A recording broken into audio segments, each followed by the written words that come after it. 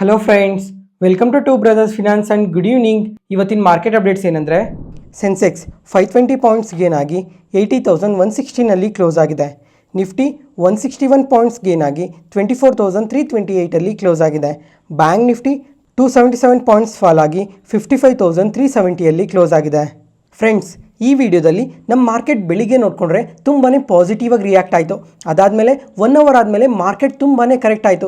ಇವಾಗ ಫಸ್ಟ್ ಏನಕ್ಕೆ ಬೆಳೀತು, ಅದಾದಮೇಲೆ ಏನಕ್ಕೆ ಫಾಲ್ ಆಯಿತು, ಅದಾದಮೇಲೆ ಇವಾಗ ನಿಫ್ಟಿ ಸೆನ್ಸೆಕ್ಸ್ ನೋಡಿಕೊಂಡ್ರೆ ಅದೇ ಥರ ರಿಕವರ್ ಆಗಿದೆ. ಇದಕ್ಕೆಲ್ಲ ಏನೇನು ರೀಸನ್ಸ್ ಇದ್ದಾವೆ ಅಂತ ಪ್ರತಿಯೊಂದನ್ನು ಈ ವಿಡಿಯೋದಲ್ಲಿ ಮಾತಾಡ್ಕೊಳ್ಳೋಣ. ಯಾವುದೇ ಕಾರಣಕ್ಕೂ ಈ ವಿಡಿಯೋನ ಸ್ಕಿಪ್ ಮಾಡೋಕ್ಕೆ ಹೋಗಬೇಡಿ, ಕೊನೆ ತನಕ ನೋಡಿ, ತುಂಬಾ ಯೂಸ್ಫುಲ್ ಇನ್ಫಾರ್ಮೇಷನ್ ಇರುತ್ತೆ. ಫ್ರೆಂಡ್ಸ್, ಇವತ್ತು ಮಾರ್ಕೆಟ್ ನೋಡಿದ್ರಾ ಸ್ವಲ್ಪ ಪಾಸಿಟಿವಲ್ಲಿ ಕ್ಲೋಸ್ ಆಗಿದೆ. ನಿಫ್ಟಿ ಸೆನ್ಸೆಕ್ಸ್ ಆದರೆ ಪಾಸಿಟಿವ್ ಆಗೇ ಇದೆ. ಅದಾದಮೇಲೆ ಮಿಡ್ ಅಂಡ್ ಸ್ಮಾಲ್ ಕ್ಯಾಪ್ಸ್ ಕೂಡ ಇವತ್ತು ಪಾಸಿಟಿವ್ ಆಗಿ ರಿಕವರ್ ಆಗಿದ್ದಾವೆ. ಅದರಿಂದನೇ ಇವತ್ತು ನಮ್ಮ ಪೋರ್ಟ್ಫೋಲಿಯೋಸ್ ಕೂಡ ಗ್ರೀನಲ್ಲಿ ಕ್ಲೋಸ್ ಆಗಿರೋದು. ಅದಾದಮೇಲೆ ಫ್ರೆಂಡ್ಸ್, ಇವತ್ತು ನಮ್ಮ ಮಾರ್ಕೆಟ್ ಮಾತ್ರನೇ ಅಲ್ಲ, ಇವತ್ತು ಗ್ಲೋಬಲ್ ಮಾರ್ಕೆಟ್ಸ್ ನೋಡಿಕೊಂಡ್ರೂ ತುಂಬಾ ಪಾಸಿಟಿವ್ ಆಗಿ ರಿಯಾಕ್ಟ್ ಆಗಿದ್ದಾವೆ. ಮತ್ತು ನಿನ್ನೆ ರಾತ್ರಿ US ಮಾರ್ಕೆಟ್ಸ್ ನೋಡಿಕೊಂಡ್ರೆ ಎಬೌಟ್ 2.5% ಪಾಸಿಟಿವ್ ಆಗಿ ರಿಯಾಕ್ಟ್ ಆಗಿದೆ. ನ್ಯಾಸ್ಡ್ಯಾಕ್ ಮತ್ತು S&P 500 ಎರಡೂ. ಅದಾದಮೇಲೆ ಏಷ್ಯನ್ ಮಾರ್ಕೆಟ್ಸ್ ನೋಡಿಕೊಂಡ್ರೂ ಇವತ್ತು ತುಂಬಾ ಪಾಸಿಟಿವ್ ಆಗಿ ರಿಯಾಕ್ಟ್ ಆಗಿದ್ದಾವೆ. ಚೈನೀಸ್ ಮಾರ್ಕೆಟ್ ಆದರೆ ಎಬೌಟ್ 2%, ತೈವಾನ್ ಮಾರ್ಕೆಟ್ ಆದರೆ ಎಬೋ 4% ಪಾಸಿಟಿವ್ ಆಗಿ ರಿಯಾಕ್ಟ್ ಆಗಿದೆ. ಮತ್ತು ಇನ್ನು ಮಿಕ್ಕಿರೋ ಮಾರ್ಕೆಟ್ಸ್ ಎಲ್ಲ ಎಬೋ 1% ಪಾಸಿಟಿವ್ ಆಗಿ ರಿಯಾಕ್ಟ್ ಆಗಿದೆ. ಮತ್ತು ಯುರೋಪಿಯನ್ ಮಾರ್ಕೆಟ್ಸ್ ನೋಡಿಕೊಂಡ್ರೂ ಎಬೋ 2% ಪಾಸಿಟಿವ್ ಆಗಿ ರಿಯಾಕ್ಟ್ ಆಗಿದೆ. ಇವಾಗ ಈ ಥರ ಗ್ಲೋಬಲ್ ಮಾರ್ಕೆಟ್ಸ್ ಎಲ್ಲ ಪಾಸಿಟಿವ್ ಆಗಿ ರಿಯಾಕ್ಟ್ ಆಗೋದಕ್ಕೆ ನೆನ್ನೆ ರಾತ್ರಿ US ಅಲ್ಲಿ ತುಂಬಾ ಪಾಸಿಟಿವ್ ಡೇಟಾಸ್ ಬಂದಿದ್ದಾವೆ. ಅದರಿಂದನೇ ಇವತ್ತು ಓವರಾಲ್ ವರ್ಲ್ಡ್ ಮಾರ್ಕೆಟ್ ಪಾಸಿಟಿವ್ ಆಗಿ ರಿಯಾಕ್ಟ್ ಆಗಿರೋದು. ನಿನ್ನೆ ರಾತ್ರಿ US ಅಲ್ಲಿ ಏನು ನಡೀತು ಅಂತ ನೋಡಿಕೊಂಡ್ರೆ ಫ್ರೆಂಡ್ಸ್, ಇವಾಗ ನಿನ್ನೆ ಮಾರ್ಕೆಟಲ್ಲಿ ನಾವೇನಂತ ಮಾತಾಡ್ಕೊಂಡ್ವಿ ಹೇಳಿ. ಡೊನಾಲ್ಡ್ ಟ್ರಂಪ್ ಅವ್ರು ನೋಡಿಕೊಂಡ್ರೆ ಫೆಡ್ ಚೇರ್ಮನ್ ಅವ್ರಿಗೆ ಬೇಗ ರೇಟ್ ಕಟ್ ಮಾಡಬೇಕು ಅಂತ ಹೇಳ್ತಾ ಇದ್ರು. ಮತ್ತು ಅದ್ರ ಜೊತೆಗೆ ಡೊನಾಲ್ಡ್ ಟ್ರಂಪ್ ಅವರು ಫೆಡ್ ಚೇರ್ಮನ್ನ ಫೈರ್ ಮಾಡೋ ಚಾನ್ಸಸ್ ಕೂಡ ಇದೆ ಅಂತ ಸ್ಟೇಟ್ಮೆಂಟ್ಸ್ನ ಮಾಡ್ತಿದ್ರು. ಆದರೆ ನಿನ್ನೆ ರಾತ್ರಿ ಏನಂತ ಅಪ್ಡೇಟ್ ಆಯ್ತಂದ್ರೆ, ನಿನ್ನೆ ರಾತ್ರಿ ಡೊನಾಲ್ಡ್ ಟ್ರಂಪ್ ಅವರು ಮತ್ತೆ ಸ್ಟೇಟ್ಮೆಂಟ್ಸ್ನ ಮಾಡಿದ್ದಾರೆ. ಏನಂತ ಅಂದರೆ, ಫೆಡ್ ಚೇರ್ಮನ್ನ ಯಾವುದೇ ಕಾರಣಕ್ಕೂ ಫೈರ್ ಮಾಡೋ ಚಾನ್ಸಸ್ ಇಲ್ಲ, ನನಗೆ ಆ ಥರ ಇಂಟೆನ್ಷನ್ ಏನೂ ಇಲ್ಲ ಅಂತ ಸ್ಟೇಟ್ಮೆಂಟ್ಸ್ನ ಮಾಡಿದ್ದಾರೆ. ಅದ್ರ ಜೊತೆಗೆ ಟ್ರೆಜರಿ ಸೆಕ್ರೆಟರಿ ಆದ ಸ್ಕಾಟ್ ಬೆಸೆಂಟ್ ಅವರು US ಮತ್ತು ಚೈನಾ ಮಧ್ಯ ಈ ಟ್ರೇಡ್ ವಾರ್ ಏನು ನಡೀತಾ ಇದೆ, ಇದು ಅತಿ ಶೀಘ್ರದಲ್ಲೇ ಕೊನೆ ಆಗುತ್ತೆ ಅಂತ ಸ್ಟೇಟ್ಮೆಂಟ್ಸ್ನ ಮಾಡಿದ್ದಾರೆ. ಈ ಸ್ಟೇಟ್ಮೆಂಟ್ ಯಾವಾಗ ಹೊರಗಡೆ ಬಂತೋ ಆವಾಗ US ಮಾರ್ಕೆಟೂ ತುಂಬಾ ಪಾಸಿಟಿವ್ ಆಗಿ ರಿಯಾಕ್ಟ್ ಆಯಿತು. ಮತ್ತು ಗ್ಲೋಬಲ್ ಮಾರ್ಕೆಟ್ಸೂ ಪಾಸಿಟಿವ್ ಆಗಿ ರಿಯಾಕ್ಟ್ ಆಗಿರೋದು ಇದೇ ಕಾರಣದಿಂದನೇ.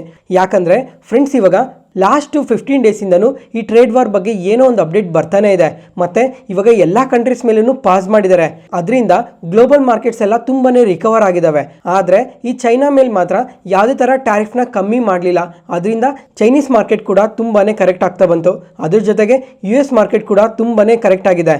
ಮತ್ತು ಇವಾಗ ಫೈನಲ್ ಆಗಿ ಈ ಥರ ಟ್ರೇಡ್ ವಾರ್ ಎಂಡ್ ಆಗ್ತಾ ಇದೆ ಅಂತ ಸ್ಟೇಟ್ಮೆಂಟ್ಸ್ನ ಬಂತಲ್ಲ, ಅದರಿಂದ ಗ್ಲೋಬಲ್ ಮಾರ್ಕೆಟ್ಸ್ ಎಲ್ಲ ರಿಕವರ್ ಆಗಿರೋದು. ಮತ್ತು ನಿನ್ನೆ ನೋಡಿಕೊಂಡ್ರೆ ಟೆಸ್ಲಾ ಕೂಡ ಕ್ವಾರ್ಟರ್ಲಿ ರಿಸಲ್ಟ್ಸ್ನ ಪೋಸ್ಟ್ ಮಾಡಿದ್ದಾರೆ. ಇವ್ರ ರಿಸಲ್ಟ್ಸ್ ನೋಡಿಕೊಂಡ್ರೆ ಕಂಪ್ಲೀಟ್ಲಿ ವೀಕ್ ರಿಸಲ್ಟ್ಸ್ನ ಪೋಸ್ಟ್ ಮಾಡಿದ್ದಾರೆ.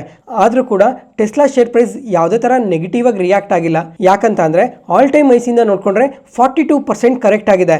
ಅದಕ್ಕೋಸ್ಕರ ಇನ್ನು ಕರೆಕ್ಟ್ ಆಗೋದಕ್ಕೆ ಏನೂ ಇಲ್ಲ, ಅದಕ್ಕೋಸ್ಕರ ಯಾವುದೇ ಥರ ಕರೆಕ್ಟ್ ಆಗಿಲ್ಲ. ಮತ್ತು ಟೆಸ್ಲಾ ಕಡೆಯಿಂದ ಇನ್ನೊಂದು ಅಪ್ಡೇಟ್ ಕೂಡ ಬಂದಿದೆ. ಇವಾಗ ಇಂಡಿಯಾ ಪ್ರಕಾರ ನೋಡಿಕೊಂಡ್ರೆ ಅತಿ ಶೀಘ್ರದಲ್ಲೇ ಇಂಡಿಯಾಗೆ ಬರ್ತೀವಿ ಅಂತ ಸ್ಟೇಟ್ಮೆಂಟ್ಸ್ನ ಮಾಡಿದ್ದಾರೆ. ಮತ್ತು ಇವಾಗ ಇಂಪೋರ್ಟ್ ಟ್ಯಾಕ್ಸ್ ಏನಿದೆ ಇದ್ರ ಬಗ್ಗೆ ನಾವು ಯೋಚನೆ ಮಾಡ್ತಾ ಇದ್ದೀವಿ ಅಂತ ಹೇಳಿದ್ದಾರೆ. ಯಾಕಂತ ಅಂದರೆ ಇವಾಗ ಈ ಫಾರಿನ್ ಕಾರ್ಸ್ ಮೇಲೆ ಇಂಡಿಯನ್ ಗೌರ್ಮೆಂಟ್ ನೋಡಿಕೊಂಡ್ರೆ ಎಬೋ 100% ಇಂಪೋರ್ಟ್ ಟ್ಯಾಕ್ಸಸ್ನ ಕಲೆಕ್ಟ್ ಮಾಡ್ತಾ ಇದ್ದಾರೆ. ಅದಕ್ಕೋಸ್ಕರ ಇವಾಗ ಇದ್ರ ಬಗ್ಗೆ ನಾವು ಯೋಚನೆ ಮಾಡ್ತಾ ಇದ್ದೀವಿ ಅಂತ ಸ್ಟೇಟ್ಮೆಂಟ್ಸ್ನ ಮಾಡಿದ್ದಾರೆ. ಯಾಕಂತ ಅಂದರೆ ಇವಾಗ ಒಂದು ವೇಳೆ ಟೆಸ್ಲಾ ಕಾರ್ ಏನಾದರೂ ಇಂಪೋರ್ಟ್ ಡ್ಯೂಟೀಸ್ನ ಪೇ ಮಾಡಿ ಇಂಡಿಯಾದೊಳಗಡೆ ಬಂದರೆ ಅದು ತುಂಬಾ ಕಾಸ್ಟ್ಲಿ ಕಾರ್ ಆಗುತ್ತೆ. ಪ್ರತಿ ಒಂದು ಮಾಡೆಲ್ ನೋಡಿಕೊಂಡ್ರು ಎಬೋ 40, 50, 60 ಲ್ಯಾಕ್ಸಲ್ಲಿ ಬರೋ ಚಾನ್ಸಸ್ ಇದೆ. ಅದಕ್ಕೋಸ್ಕರ ಈ ಇಂಪೋರ್ಟ್ ಡ್ಯೂಟೀಸ್ ಬಗ್ಗೆ ನಾವು ಯೋಚನೆ ಮಾಡ್ತಾ ಇದ್ದೀವಿ ಅಂತ ಸ್ಟೇಟ್ಮೆಂಟ್ಸ್ನ ಮಾಡಿದ್ದಾರೆ. ಇವಾಗ ಈ ಥರ ಇಷ್ಟು ಹೈ ಪ್ರೈಸಲ್ಲಿ ಬಂದರೆ ಇಂಡಿಯಾದಲ್ಲಿ ಸೇಲ್ಸ್ ಅನ್ನೋದು ತುಂಬಾ ಡ್ರಾಪ್ ಆಗೋ ಚಾನ್ಸಸ್ ಜಾಸ್ತಿ ಇದೆ. ಯಾಕಂತಂದರೆ ಇಂಡಿಯಾದಲ್ಲಿ ನೋಡಿಕೊಂಡ್ರೆ ಹೈಯೆಸ್ಟ್ ಪರ್ಸೆಂಟೇಜಲ್ಲಿರೋದು ಮಿಡಲ್ ಕ್ಲಾಸೇ. ಅದಕ್ಕೋಸ್ಕರ ಈ ಮಿಡಲ್ ಕ್ಲಾಸ್ಗೆ ತಕ್ಕನಾಗಿರೋ ಕಾರ್ಸ್ ಬಂದರೆ ಸೇಲ್ಸ್ ವಾಲ್ಯೂಮ್ ಕೂಡ ಇನ್ಕ್ರೀಸ್ ಆಗುತ್ತೆ ಅಂತ ಸ್ಟೇಟ್ಮೆಂಟ್ಸ್ನ ಮಾಡಿದ್ದಾರೆ. ಈ ಥರ ಇಂಪೋರ್ಟ್ ಡ್ಯೂಟೀಸಿಂದ ಏನಾದರೂ ಬಂದರೆ ಅದು ತುಂಬಾ ಪ್ರೀಮಿಯಂ ಕಾರ್ಸ್ ಆಗೋಗುತ್ತೆ. ಆವಾಗ ಬೈಯಿಂಗ್ ಪರ್ಸೆಂಟೇಜ್ ಅನ್ನೋದು ತುಂಬ ಕಮ್ಮಿ ಆಗುತ್ತೆ ಅಂತ ಕೂಡ ಸ್ಟೇಟ್ಮೆಂಟ್ಸ್ನ ಮಾಡಿದ್ದಾರೆ. ನೋಡೋಣ ಕಮ್ಮಿಂಗ್ ಟೈಮಲ್ಲಿ ನಮ್ಮ ಗೌರ್ಮೆಂಟ್ ಏನಾದರೂ ಈ ಇಂಪೋರ್ಟ್ ಡ್ಯೂಟೀಸ್ನ ಕಟ್ ಮಾಡ್ತಾರಾ ಇಲ್ವಾ ಅಂತ. ಮತ್ತು ಸೆಕ್ಟಾರ್ ವೈಸ್ ನೋಡಿಕೊಂಡ್ರೆ ಇವತ್ತು IT ಸೆಕ್ಟಾರ್ ತುಂಬಾ ಪಾಸಿಟಿವ್ ಆಗಿ ರಿಯಾಕ್ಟ್ ಆಗಿದೆ. ಎಬೋ 4% ಪಾಸಿಟಿವ್ ಆಗಿ ರಿಯಾಕ್ಟ್ ಆಗಿದೆ. ಫ್ರೆಂಡ್ಸ್, ಇವಾಗ ರೀಸೆಂಟಾಗಿ US ಮಾರ್ಕೆಟಿಂದ ಯಾವುದೇ ಥರ ಒಂದು ನೆಗೆಟಿವ್ ಡೇಟಾ ಬಂದ್ರೂ ಅವಾಗ IT ಕಂಪನೀಸ್ ಎಲ್ಲ ತುಂಬಾ ಕರೆಕ್ಟ್ ಆಗ್ತಾ ಇದ್ವು. ಇವತ್ತು US ಅಲ್ಲಿ ಪಾಸಿಟಿವ್ ಡೇಟಾ ಬಂದಿರೋದಕ್ಕೆ IT ಸೆಕ್ಟರ್ ಈ ಥರ ಪಾಸಿಟಿವ್ ಆಗಿ ರಿಯಾಕ್ಟ್ ಆಗಿರೋದು. ಇವತ್ತು ಎಲ್ಲ IT ಕಂಪನೀಸ್ ನೋಡಿಕೊಂಡ್ರೂ ಎಬೋ 3 to 4%ವರೆಗೂ ಪಾಸಿಟಿವ್ ಆಗಿ ರಿಯಾಕ್ಟ್ ಆಗಿದೆ.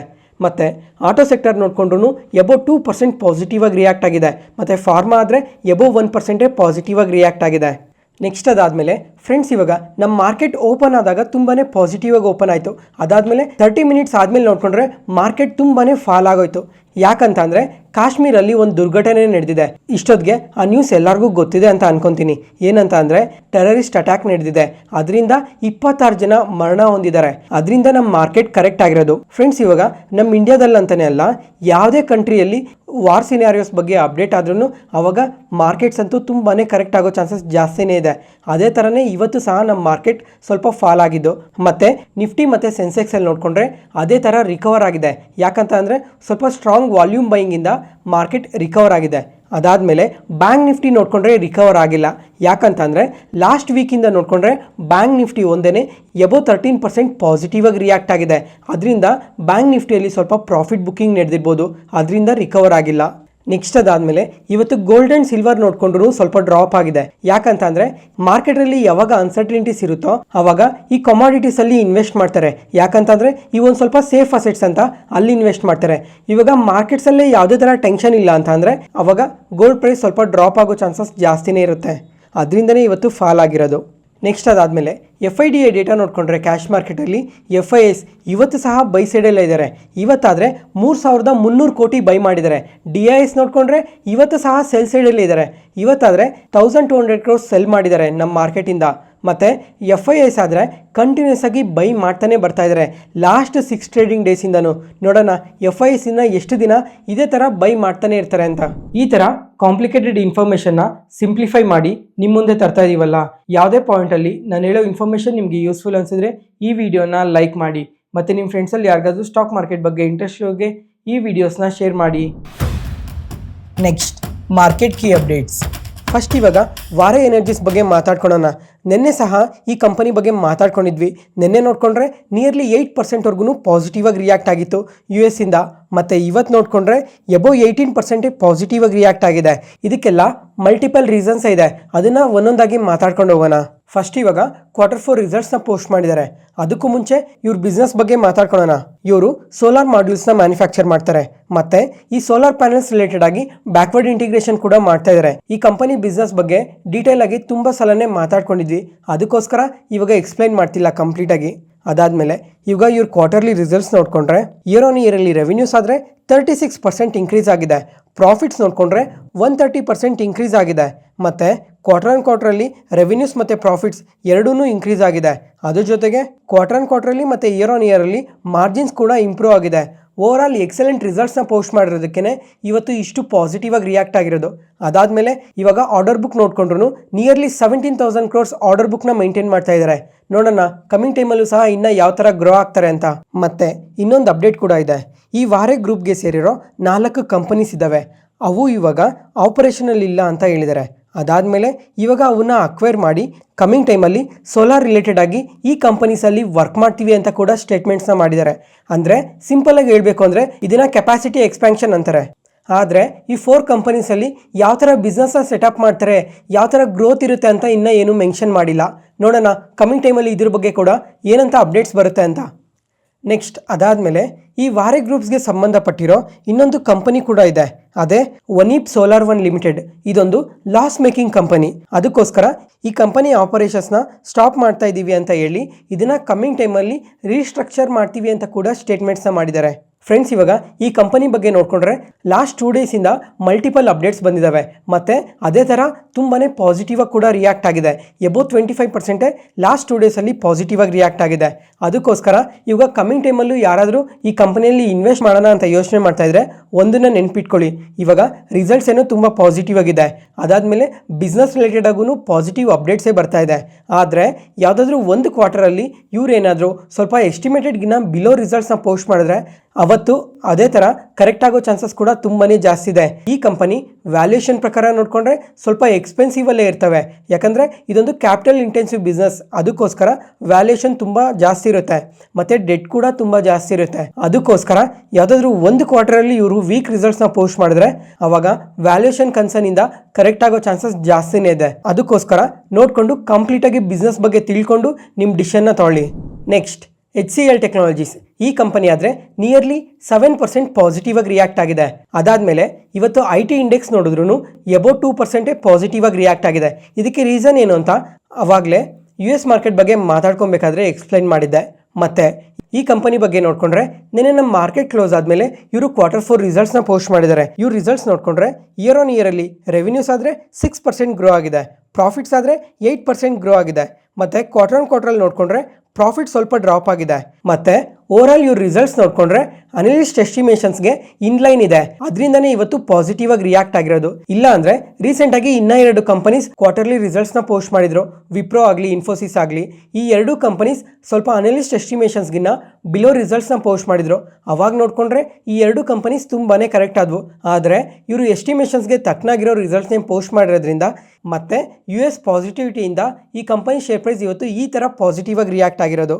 ಅದಾದಮೇಲೆ ಈ Q4 ಹೆಡ್ ಕೌಂಟ್ ನೋಡಿಕೊಂಡ್ರೆ 2665ಗೆ ಇನ್ಕ್ರೀಸ್ ಆಗಿದೆ. ಮತ್ತು ಈ ಫಿನಾನ್ಷಿಯಲ್ ಇಯರ್ 25 ನೋಡಿಕೊಂಡ್ರೆ 4000 ಹೆಡ್ ಕೌಂಟ್ ಡಿಕ್ರೀಸ್ ಆಗಿದೆ. ಅದಾದಮೇಲೆ ಇವಾಗ ರಿಸಲ್ಟ್ಸ್ನ ಪೋಸ್ಟ್ ಮಾಡಿರೋದಕ್ಕೆ 18 ರೂಪೀಸ್ ಡಿವಿಡೆಂಡ್ನ ಕೂಡ ಅನೌನ್ಸ್ ಮಾಡಿದ್ದಾರೆ. ಮತ್ತು ಫ್ಯೂಚರ್ ಗೈಡೆನ್ಸ್ ನೋಡಿಕೊಂಡ್ರೆ ಫಿನಾನ್ಷಿಯಲ್ ಇಯರ್ 26 ರೆವೆನ್ಯೂಸಲ್ಲಿ ಸ್ವಲ್ಪ ಡ್ರಾಪ್ ಆಗೋ ಚಾನ್ಸಸ್ ಇದೆ ಅಂತ ಕೂಡ ಹೇಳಿದ್ದಾರೆ. ನೋಡೋಣ ಕಮಿಂಗ್ ಟೈಮಲ್ಲಿ ಇನ್ನೂ ಯಾವ ಥರ ರಿಯಾಕ್ಟ್ ಆಗುತ್ತೆ ಅಂತ. ಅದಾದಮೇಲೆ ಇವಾಗ ಈ ಥರ ರಿಸಲ್ಟ್ಸ್ ಪೋಸ್ಟ್ ಮಾಡಿದ್ಮೇಲೆ ಅನಲಿಸ್ಟ್ ಎಲ್ಲ ಅವ್ರ ಒಪಿನಿಯನ್ನ ಶೇರ್ ಮಾಡ್ಕೊಂಡಿದ್ದಾರೆ. ಇವಾಗ JP Morgan ಅವ್ರು ನೋಡ್ಕೊಂಡ್ರೆ ಈ ಕಂಪನಿಗೆ ಮುಂಚೆ ನ್ಯೂಟ್ರಲ್ ರೇಟಿಂಗ್ ಕೊಟ್ಟಿದ್ರು, ಮತ್ತೆ ಇವಾಗ ನೋಡ್ಕೊಂಡ್ರೆ ಅದನ್ನ ಓವರ್ ವೈಟ್ ರೇಟಿಂಗ್ಗೆ ಚೇಂಜ್ ಮಾಡಿದ್ದಾರೆ. Target price 1750 rupees per share ಅಂತ ಹೇಳಿದ್ದಾರೆ. ಅದಾದಮೇಲೆ ಸಿಟಿ ಅವ್ರು ನೋಡ್ಕೊಂಡ್ರೆ ನ್ಯೂಟ್ರಲ್ ರೇಟಿಂಗ್ ಕೊಟ್ಟಿದ್ದಾರೆ. ನ್ಯೂಟ್ರಲ್ ರೇಟಿಂಗ್ ಕೊಟ್ಟು 1510 ರೂಪೀಸ್ ಪರ್ ಶೇರ್ ಅಂತ ಅಪ್ಡೇಟ್ ಮಾಡಿದ್ದಾರೆ. ಮತ್ತೆ ನುವಾಮಾ ಅವ್ರು ನೋಡ್ಕೊಂಡ್ರೆ ಈ ಕಂಪನಿಗೆ ಬೈ ರೇಟಿಂಗ್ ಕೊಟ್ಟು target price 1700 rupees per share ಅಂತ ಹೇಳಿದ್ದಾರೆ. ಅದಾದಮೇಲೆ ಮೋರ್ಗನ್ ಸ್ಟ್ಯಾನ್ಲಿ ಅವ್ರು ನೋಡ್ಕೊಂಡ್ರೆ ಈ ಕಂಪನಿಗೆ ಈಕ್ವಲ್ ವೇಟ್ ರೇಟಿಂಗ್ ಕೊಟ್ಟು target price 1600 rupees per share ಅಂತ ಹೇಳಿದ್ದಾರೆ. ನೋಡೋಣ ಕಮಿಂಗ್ ಟೈಮಲ್ಲಿ IT ಸೆಕ್ಟರಲ್ಲಿ ಏನಾದರೂ ರಿಕವರಿ ಕಾಣಿಸುತ್ತಾ ಇಲ್ವಾ ಅಂತ. ಯಾಕಂದರೆ ಇವಾಗ ಈ IT ಇಂಡೆಕ್ಸ್ ಏನಿದೆ ಆಲ್ ಟೈಮ್ ಐಸಿಂದ ನೋಡಿಕೊಂಡ್ರೆ ಅಬೌವ್ 25% ಕರೆಕ್ಟ್ ಆಗಿದೆ. ಇದಕ್ಕೆಲ್ಲ ಮಲ್ಟಿಪಲ್ ರೀಸನ್ಸ್ ಇದೆ. ಅದಾದಮೇಲೆ ರೀಸೆಂಟ್ ಟೈಮಲ್ಲಿ ನೋಡಿಕೊಂಡ್ರೆ ಡಾಲರ್ ಇಂಡೆಕ್ಸ್ ಕೂಡ ತುಂಬಾ ಕರೆಕ್ಟ್ ಆಗ್ತಾ ಇದೆ. ಇವಾಗ ನೋಡಿಕೊಂಡ್ರೆ ಬಿಲೋ 100 ಇದೆ. ಮತ್ತು ಈ dollar index all time ice ಯಾವಾಗ ಟಚ್ ಆಗಿತ್ತು ಅಂದರೆ ನಿಯರ್ಲಿ 109ಇಂದ 110 ರೂಪೀಸ್ವರೆಗೂ ರೀಚ್ ಆಗಿತ್ತು. ಅಲ್ಲಿಂದ ಇವಾಗ ನೋಡಿಕೊಂಡ್ರೆ ಬಿಲೋ 100 ಟ್ರೇಡ್ ಆಗ್ತಾ ಇದೆ. ನೋಡೋಣ ಕಮಿಂಗ್ ಟೈಮಲ್ಲಿ ಈ ಡಾಲರ್ ಇಂಡೆಕ್ಸ್ ಏನಾದರೂ ಇನ್ಕ್ರೀಸ್ ಆಗುತ್ತಾ ಇಲ್ವಾ ಅಂತ. ನೆಕ್ಸ್ಟ್ ಅದಾದಮೇಲೆ ಫ್ರೆಂಡ್ಸ್ ಇವಾಗ ನಮ್ಮ ಮಾರ್ಕೆಟ್ ಟೈಮಲ್ಲಿ ಲೈಫ್ ಇನ್ಶೂರೆನ್ಸ್ ಡೇಟಾ ಅಪ್ಡೇಟ್ ಆಗಿದೆ. ಈ ಡೇಟಾ ಪ್ರಕಾರ ನೋಡಿಕೊಂಡ್ರೆ ಟೋಟಲ್ ಆಗಿ ಈ ಲೈಫ್ ಇನ್ಶೂರೆನ್ಸ್ ಪ್ರೀಮಿಯಂ ಬರೀ 2% ಮಾತ್ರನೇ ಇನ್ಕ್ರೀಸ್ ಆಗಿರೋದು. ಅದಾದಮೇಲೆ ಇಂಡಿವಿಜುವಲ್ ಕಂಪನಿ ವೈಸ್ ಕೂಡ ಕೊಟ್ಟಿದ್ದಾರೆ, ಯಾವ್ಯಾವ ಕಂಪನಿ ಪ್ರೀಮಿಯಂ ಎಷ್ಟು ಗ್ರೋ ಆಗಿದೆ ಅಂತ. ಇವಾಗ LIC ಅವ್ರು ನೋಡಿಕೊಂಡ್ರೆ ಜಸ್ಟ್ 2% ಮಾತ್ರನೇ ಗ್ರೋ ಆಗಿರೋದು. ಅದಾದಮೇಲೆ SBI ಲೈಫ್ ಇನ್ಶೂರೆನ್ಸ್ ಅವ್ರು ನೋಡಿಕೊಂಡ್ರೆ 11% ಪ್ರೀಮಿಯಂ ಡ್ರಾಪ್ ಆಗಿದೆ. ಮತ್ತು ಕೊಟಕ್ ಮಹೀಂದ್ರಾ ಲೈಫ್ ಇನ್ಶೂರೆನ್ಸ್ ನೋಡ್ಕೊಂಡ್ರು 24% ಪ್ರೀಮಿಯಂ ಡ್ರಾಪ್ ಆಗಿದೆ. ಮತ್ತೆ ICICI ಅವ್ರದ್ದು 18% ಪ್ರೀಮಿಯಂ ಡ್ರಾಪ್ ಆಗಿದೆ. ಬರೀ ಇವಿಷ್ಟೇ ಕಂಪನೀಸ್ ಅಲ್ಲ, ಮಿಕ್ಕಿರೋ ಎಲ್ಲ ಕಂಪನೀಸ್ ನೋಡ್ಕೊಂಡ್ರು ಈ ಲೈಫ್ ಇನ್ಶೂರೆನ್ಸ್ ಸೆಗ್ಮೆಂಟಲ್ಲಿ ಪ್ರೀಮಿಯಂ ತುಂಬಾನೇ ಡ್ರಾಪ್ ಆಗ್ತಾ ಇದೆ. ನೋಡೋಣ ಕಮಿಂಗ್ ಟೈಮಲ್ಲೂ ಸಹ ಇನ್ಶೂರೆನ್ಸ್ ಸೆಗ್ಮೆಂಟ್ ಯಾವ ಥರ ಗ್ರೋ ಆಗುತ್ತೆ ಅಂತ. ಮತ್ತೆ ಅದಾದಮೇಲೆ ಇವತ್ತು ನೀವಾ ಬೂಪಾ ಕಂಪನಿ ನೋಡಿದ್ರಾ, ಇಂಟ್ರಾಡೇ ಸೆಷನಲ್ಲಿ ನಿಯರ್ಲಿ 7% ಪಾಸಿಟಿವ್ ಆಗಿ ರಿಯಾಕ್ಟ್ ಆಗಿದೆ. ಇದಕ್ಕೆ ರೀಸನ್ ಏನಂತಂದರೆ ಇವತ್ತು ಮೋತಿಲಾಲ್ ಓಸ್ವಾಲ್ ಅವರು ಈ ಕಂಪನಿಗೆ ಬೈ ರೇಟಿಂಗ್ ಕೊಟ್ಟು target price 100 rupees per share ಅಂತ ಹೇಳಿದ್ದಾರೆ. ಅಂದರೆ ನಿನ್ನೆ ಕ್ಲೋಸಿಂಗಿಂದ ನೋಡಿಕೊಂಡ್ರೆ 30% ಅಪ್ಸೈಡ್ ಪೊಟೆನ್ಷಿಯಲ್ ಇದೆ ಅಂತ ಹೇಳಿರೋದು. ಯಾಕಂತ ಅಂದರೆ ಈ ಹೆಲ್ತ್ ಇನ್ಶೂರೆನ್ಸ್ ಕಂಪನಿ ಏನಿದೆ ಇದು ತುಂಬಾ ಫಾಸ್ಟಾಗಿ ಗ್ರೋ ಆಗ್ತಾ ಇದೆ. ಮತ್ತು ಲಾಸ್ಟ್ 3 ಇಯರ್ಸಲ್ಲಿ ನೋಡಿಕೊಂಡ್ರೆ 35% CAGR ಅಲ್ಲಿ ಗ್ರೋ ಆಗಿದ್ದಾರೆ. ನೆಕ್ಸ್ಟ್ 3 ಇಯರ್ಸಲ್ಲೂ ಇದೇ ಥರ ಪಾಸಿಟಿವ್ ಗ್ರೋತ್ ಇರುತ್ತೆ ಅಂತ ಹೇಳಿದ್ದಾರೆ. ಎಕ್ಸಾಂಪಲ್ ಇವಾಗ ನೆಕ್ಸ್ಟ್ 3 ಇಯರ್ಸಲ್ಲಿ ಅಬೌವ್ 25% CAGR ಗ್ರೋತ್ ಇರೋ ಚಾನ್ಸಸ್ ಇದೆ ಅಂತ ಹೇಳಿದ್ದಾರೆ. ಯಾಕಂತ ಅಂದರೆ ಈ ಹೆಲ್ತ್ ಇನ್ಶೂರೆನ್ಸ್ ಪೆನೆಟ್ರೇಷನ್ ಅನ್ನೋದು ಇಂಡಿಯಾದಲ್ಲಿ ರೀಸೆಂಟ್ ಟೈಮಲ್ಲಿ ತುಂಬಾ ಇನ್ಕ್ರೀಸ್ ಆಗ್ತಾ ಇದೆ ಅಂತ ಕೂಡ ಸ್ಟೇಟ್ಮೆಂಟ್ಸ್ನ ಮಾಡಿದ್ದಾರೆ. ನೋಡೋಣ ಈ ಹೆಲ್ತ್ ಇನ್ಶೂರೆನ್ಸ್ ಕಂಪನೀಸ್ ಎಲ್ಲ ಕಮಿಂಗ್ ಟೈಮಲ್ಲಿ ಯಾವ ಥರ ಗ್ರೋ ಆಗ್ತವೆ ಅಂತ. ಅದಾದಮೇಲೆ ಸ್ವಿಗ್ಗಿ ಕಂಪನಿ ಬಗ್ಗೆ ನೋಡಿಕೊಂಡ್ರೆ ಇವತ್ತು ಆಂಬಿತ್ ಕ್ಯಾಪಿಟಲ್ ಅವರು 20% ಡೌನ್ ಸೈಡ್ ರಿಸ್ಕ್ ಇದೆ ಅಂತ ಸ್ಟೇಟ್ಮೆಂಟ್ಸ್ನ ಮಾಡಿದ್ದಾರೆ. ಯಾಕಂತಂದರೆ ಇವಾಗ ಈ ಫುಡ್ ಡೆಲಿವರಿ ಸೆಗ್ಮೆಂಟ್ ಏನಿದೆ ಇದರಲ್ಲಿ ತುಂಬಾ ಹೈ ಕಾಂಪಿಟೇಷನ್ ಇದೆ.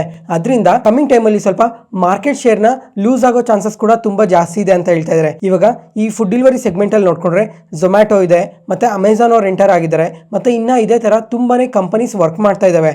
ಅದಕ್ಕೋಸ್ಕರ ಈ ಫುಡ್ ಡೆಲಿವರಿ ಸೆಗ್ಮೆಂಟಿಂದ ಸ್ವಲ್ಪ ಗ್ರೋತ್ ಕಮ್ಮಿ ಇರೋ ಚಾನ್ಸಸ್ ಇದೆ ಅಂತ ಹೇಳಿದ್ದಾರೆ. ಮತ್ತೆ ಇವಾಗ ಕಾಂಪಿಟೇಷನ್ ಏನು ಇನ್ಕ್ರೀಸ್ ಆಗ್ತಾ ಇದೆ ಇದರಿಂದ ಇವ್ರ ಪ್ರಾಫಿಟಬಿಲಿಟಿ ಮೇಲೆ ಎಫೆಕ್ಟ್ ಆಗುತ್ತೆ ಅಂತ ಕೂಡ ಸ್ಟೇಟ್ಮೆಂಟ್ಸ್ನ ಮಾಡಿದ್ದಾರೆ. ಯಾವ ಥರ ಅಂತಂದರೆ ಇವಾಗ ಆಪರೇಷನಲ್ ಕಾಸ್ಟ್ ಅನ್ನೋದು ಇನ್ಕ್ರೀಸ್ ಆಗುತ್ತೆ, ಮತ್ತೆ ಕಾಂಪಿಟೇಟಿವ್ ಪ್ರೈಸಿಂಗ್ ಪ್ರೆಷರಿಂದ ಕೂಡ ಪ್ರಾಫಿಟಬಿಲಿಟಿ ಎಫೆಕ್ಟ್ ಆಗುತ್ತೆ ಅಂತ ಸ್ಟೇಟ್ಮೆಂಟ್ಸ್ನ ಮಾಡಿದ್ದಾರೆ. ಅದಾದ್ಮೇಲೆ ಈ ಕ್ವಿಕ್ ಕಾಮರ್ಸ್ ಸೆಗ್ಮೆಂಟ್ ಅಲ್ಲಿ ನೋಡ್ಕೊಂಡ್ರು ತುಂಬಾನೇ ಕಂಪನೀಸ್ ವರ್ಕ್ ಮಾಡ್ತಾ ಇದಾವೆ. ಇವಾಗ ಸ್ವಿಗ್ಗಿ ಅವ್ರದ್ದು ನೋಡ್ಕೊಂಡ್ರೆ ಇನ್ಸ್ಟಾಮಾರ್ಟ್ ಅವ್ರು ವರ್ಕ್ ಮಾಡ್ತಾ ಇದ್ದಾರೆ, ಮತ್ತೆ ಝೊಮ್ಯಾಟೊ ಅವ್ರದ್ದು ನೋಡ್ಕೊಂಡ್ರೆ ಬ್ಲಿಂಕಿಟ್ ವರ್ಕ್ ಮಾಡ್ತಾ ಇದ್ದಾರೆ. ಅದಾದ್ಮೇಲೆ ಜೆಪ್ಟೋ ಕೂಡ ಇದೇ ಸೆಗ್ಮೆಂಟ್ ಅಲ್ಲೇನೆ ವರ್ಕ್ ಮಾಡ್ತಾ ಇದ್ದಾರೆ. ಅದಕ್ಕೋಸ್ಕರ ಈ ಕ್ವಿಕ್ ಕಾಮರ್ಸ್ ಸೆಗ್ಮೆಂಟ್ ಅಲ್ಲೂ ತುಂಬಾನೇ ಕಾಂಪಿಟೇಷನ್ ಇದೆ. ಅದಕ್ಕೋಸ್ಕರ ಈ ತರ ಡೌನ್ ಸೈಡ್ ರಿಸ್ಕ್ ಇದೆ ಅಂತ ಸ್ಟೇಟ್ಮೆಂಟ್ಸ್ ಮಾಡಿರೋದು. ನೋಡೋಣ ಈ Q4 ಅಲ್ಲಿ ಈ ಎರಡು ಕಂಪನೀಸ್ ಯಾವ ತರ ರಿಸಲ್ಟ್ಸ್ ನ ಪೋಸ್ಟ್ ಮಾಡ್ತಾರೆ ಅಂತ. ನೆಕ್ಸ್ಟ್ ಅದಾದ್ಮೇಲೆ ಫ್ರೆಂಡ್ಸ್, ಇವಾಗ ಈ ಮೈನ್ ಬೋರ್ಡ್ IPOs ಬಂದು ಎಷ್ಟು ತಿಂಗಳಾಯ್ತು ಹೇಳಿ? ನಿಯರ್ಲಿ 2.5 months ಆಗಿದೆ. ಮತ್ತೆ ಈ 2.5 months ಆದ್ಮೇಲೆ ಇವಾಗ ಒಂದು ಕಂಪನಿ IPO ಬರ್ತಾ ಇದೆ, ಅದೇ ಏತರ್ ಎನರ್ಜಿ. ಮತ್ತೆ ಈ IPOಗೋಸ್ಕರ ತುಂಬಾ ವರ್ಷದಿಂದನೇ ಕಾಯ್ತಾ ಇದ್ವಿ, ಫೈನಲಿ ಇವಾಗ ಬಂದಿದೆ. ಅದ್ರ ಜೊತೆಗೆ ಈ ಫಿನಾನ್ಷಿಯಲ್ ಇಯರ್ ಅಲ್ಲಿ ಇದೇ ಫಸ್ಟ್ IPO. ಈ IPO ಯಾವತ್ತು ಓಪನ್ ಆಗುತ್ತೆ ಅಂದ್ರೆ April 28 ಓಪನ್ ಆಗುತ್ತೆ. ಮತ್ತೆ ಈ IPO ಮುಖಾಂತರ ಫ್ರೆಶ್ ಇಶ್ಯೂ ನೋಡ್ಕೊಂಡ್ರೆ 2626 crores ರೈಸ್ ಮಾಡ್ತಾ ಇದ್ದಾರೆ. ಅದಾದ್ಮೇಲೆ ಈ IPO ಪ್ರೈಸ್ ಬ್ಯಾಂಡ್ ನೋಡ್ಕೊಂಡ್ರೆ ಎಬೌವ್ 300 rupees ಇರೋ ಚಾನ್ಸಸ್ ಇದೆ ಅಂತ ಅಪ್ಡೇಟ್ ಆಗ್ತಾ ಇದೆ. ಮತ್ತೆ ಫ್ರೆಂಡ್ಸ್, ಇವಾಗ ಈ ಏತರ್ ಎನರ್ಜಿ ಕಂಪನಿ ಬಗ್ಗೆ ಎಲ್ಲರಿಗೂ ಗೊತ್ತೇ ಇರುತ್ತೆ. ಇವರು ಎಲೆಕ್ಟ್ರಾನಿಕ್ 2 wheelers ನ ಮ್ಯಾನುಫ್ಯಾಕ್ಚರ್ ಮಾಡ್ತಾರೆ. ಅದಾದ್ಮೇಲೆ ಈ ಕಂಪನಿಯಲ್ಲಿ ಹೀರೋ ಮೋಟರ್ ಕಾರ್ಪ್ ಅವ್ರು ನೋಡ್ಕೊಂಡ್ರೆ 37% ಸ್ಟೇಕ್ ನ ಹೋಲ್ಡ್ ಮಾಡ್ತಾ ಇದ್ದಾರೆ. ಮತ್ತೆ ಈ ಕಂಪನಿ ಬಗ್ಗೆ ಮಿಕ್ಕಿರೋ ಡೀಟೇಲ್ಸ್ನೆಲ್ಲ IPO ವಿಡಿಯೋದಲ್ಲಿ ಮಾತಾಡ್ಕೊಳ್ಳೋಣ. ಮತ್ತೆ ಫ್ರೆಂಡ್ಸ್, ಇವಾಗ ನಿಮ್ಮ ಹತ್ರ ಏತರ್ ಎನರ್ಜಿ ಬೈಕ್ ಇದ್ರೆ ಆ ಬೈಕ್ ಎಕ್ಸ್ಪೀರಿಯನ್ಸ್ ಯಾವ ತರ ಇದೆ ಅಂತ ಒಂದ್ಸಲ ಕಮೆಂಟ್ ಸೆಕ್ಷನ್ ಅಲ್ಲಿ ಕಮೆಂಟ್ ಮಾಡಿ. ನೆಕ್ಸ್ಟ್ ಅದಾದ್ಮೇಲೆ ಹೆವೆಲ್ಸ್ ಇಂಡಿಯಾ ಈ ಕಂಪನಿ ನೋಡ್ಕೊಂಡ್ರೆ ನಿನ್ನೆ Q4 ರಿಸಲ್ಟ್ಸ್ ನ ಪೋಸ್ಟ್ ಮಾಡಿದ್ದಾರೆ.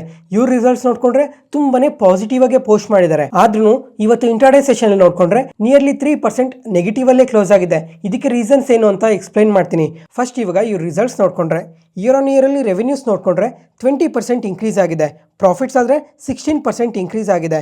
ಕ್ವಾರ್ಟರ್ ಆನ್ ಕ್ವಾರ್ಟರ್ ಅಲ್ಲಿ ನೋಡ್ಕೊಂಡ್ರು ರೆವೆನ್ಯೂಸ್ ಪ್ರಾಫಿಟ್ಸ್ ಎರಡೂ ಇನ್ಕ್ರೀಸ್ ಆಗಿದೆ. ನೆಕ್ಸ್ಟ್ ಅದಾದ್ಮೇಲೆ ಕ್ವಾರ್ಟರ್ ಆನ್ ಕ್ವಾರ್ಟರ್ ಅಲ್ಲಿ ಮಾರ್ಜಿನ್ಸ್ ಕೂಡ ಇಂಪ್ರೂವ್ ಆಗಿದೆ.